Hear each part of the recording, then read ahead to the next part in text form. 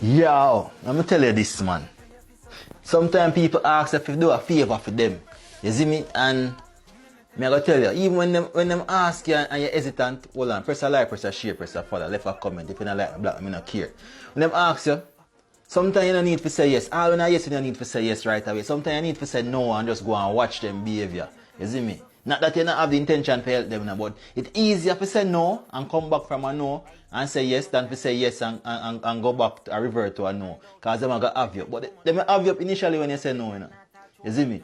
But when you go yes and then go no, it is a more bitter pill. You see it?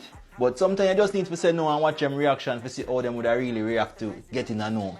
You see me? And then you know who you are dealing with and if them worthy of you helping them or not. You see it?